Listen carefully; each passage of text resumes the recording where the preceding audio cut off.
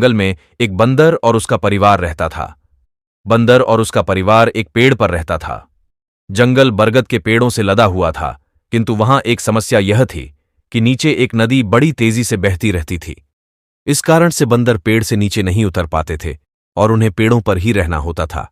साथ ही साथ घनी पेड़ों से लगे होने के कारण जंगल में हमेशा अंधेरा ही रहता था। इस समस्या से सभी बंदर परेशान थे, परंतु कोई भी कुछ उपाय नहीं निकाल पा रहा था। वे सभी चाहते थे कि इस जंगल से किस प्रकार से बाहर निकला जाए और जमीन पर उतर जाए। वे समस्या का हल ढूंढने के लिए अपने समूह के सबसे वृद्ध और अनुभवी बंदरों के सरदार के पास गए।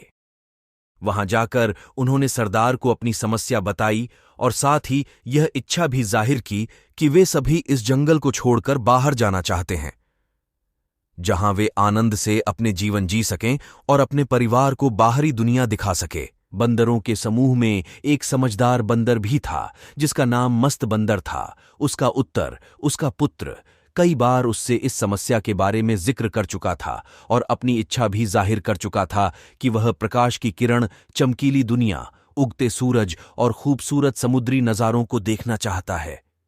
मस्त बंदर भी समस्या का समाधान नहीं ढूंढ पा रहा था। उन सभी ने मिलकर सरदार से बार बार निवेदन किया कि सरदार इस समस्या से उन्हें बाहर निकाले। सरदार बहुत देर तक चुप रहा।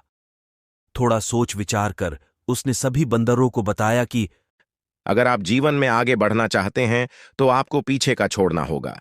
इसी सिद्धांत से आगे बढ़ा जा सकता है। उसने अपने बच्चे को प्रशिक्षण देना प्रारंभ किया। उसने उसे बताया कि यदि वह जंगल को छोड़कर जाना चाहता है और शहर देखना चाहता है तो उसे लगातार पेड़ की एक जड़ को पकड़कर झूलते हुए अगली जड़ तक तेजी से जाना होगा और अगली जड़ को पकड़ते ही पिछली जड़ को छोड़ना होगा। जब वह अगली वाली को पकड़े तो यह ध्यान रखें कि पिछली वाली को छोड़ दें, जिससे कि वह आगे की तरफ अग्रसर हो सके।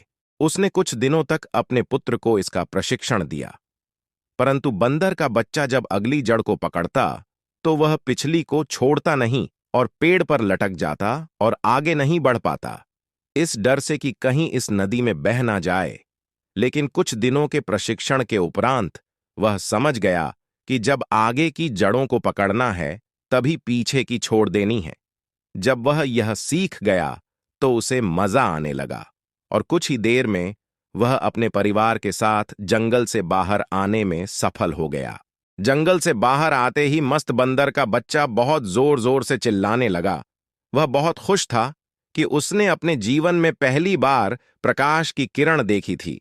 वह सूरज को, समुद्र को और प्रकाश को देखकर रोमांचित हो रहा था।